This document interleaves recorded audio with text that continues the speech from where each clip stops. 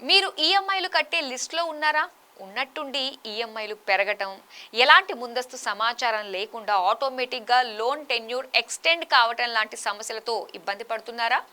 నెలసరి వాయిదాల చెల్లింపు విషయంలో రుణగ్రహీతలు ఎదుర్కొంటున్న ఈ సమస్యలని పరిష్కరించడానికి రంగంలోకి దిగింది ఆర్బీఐ. ఇక మీదట ఈఎంఐల విషయంలో ఇష్టం వచ్చినట్లు వ్యవహరించడానికి వీల్లేదని లెండర్స్‌కి తేల్చి చెప్పింది. ఇందుకు సంబంధించి కొత్త మార్గదర్శకాలు విడుదల చేసింది భారతీయ రిజర్వ్ బ్యాంక్. కొత్త ఆర్థిక సంవత్సరంలో రుణగ్రహీతలకి భారతీయ రిజర్వ్ బ్యాంక్ వరుస శుభవార్తలు చెబుతోంది. త్వరలో మరోసారి కీలక రెపో రేట్లను తగ్గిస్తారనే వార్తలు విస్తృతంగా ప్రచారమవుతున్నాయి. ఈలోగా ఈఎంఐలు కట్టేవారికి బిగ్ రిలీఫ్ ఇచ్చింది. ఇక నుంచి లెండర్స్ ఈఎంఐల్ని ఎడాపెడా పెంచడం, చెప్పా పెట్టకుండా రుణ కాలపరిమితిని పొడిగించడం లాంటి నిర్ణయాలు తీసుకోకుండా బ్రేక్ వేసింది ఆర్బీఐ. పారదర్శకతను పెంచడం, రుణగ్రహీత నియంత్రణను మెరుగుపరచడం, గృహ, కారు, వ్యక్తిగత రుణాలపై ఊహించని ఛార్జీలను తగ్గించడమే లక్ష్యంగా నెలవారీ వాయిదాల విషయంలో కొత్త నియమాలను ప్రవేశపెట్టింది. ఈఎంఐ నిబంధనల్లో వచ్చిన మార్పులేంటి?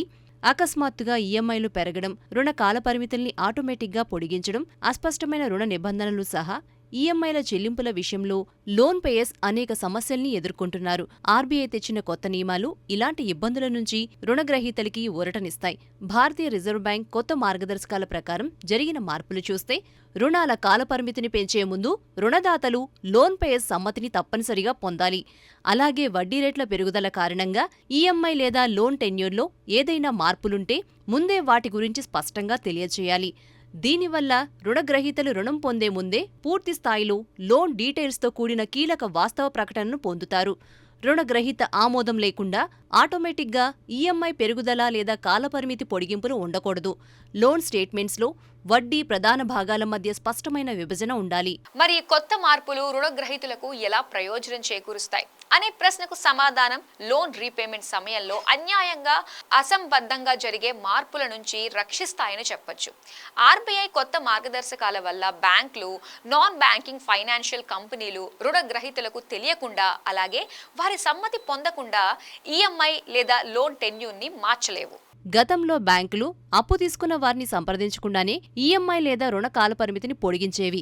ఇక మీదట ఈఎంఐ పెంచాలన్నా లేదా అదే రుణ కాలపరిమితి కొనసాగించాలన్నా రుణ కాలపరిమితిని పొడిగించడానికి, ఈఎంఐ మారకుండా ఉంచడానికి, ఈఎంఐ లేదా కాలపరిమితిని తగ్గించడానికి ముందస్తు చెల్లింపులు చేయటం లాంటి విషయాలపై లోన్ పేయర్స్కే పూర్తి నియంత్రణ ఉండనుంది. అలాగే మొత్తం రుణం, దానికి మంజూరు చేసిన వడ్డీ రేటు, కాలపరిమితి, ఈఎంఐ వివరాలు, ఫిక్స్డ్ లేదా ఫ్లోటింగా ఏ వడ్డీ రకమో ముందే వివరించడం, రుణం మొత్తం ఖర్చు, అన్ని రకాల రుసుములు, ముందస్తు చెల్లింపు, ముందస్తు ముగింపు ఛార్జీలు ఇలా అన్ని రుణాలకు కీ ఫ్యాక్ట్ స్టేట్మెంట్ కేఎఫ్ఎస్ ఇక మీదట తప్పనిసరి.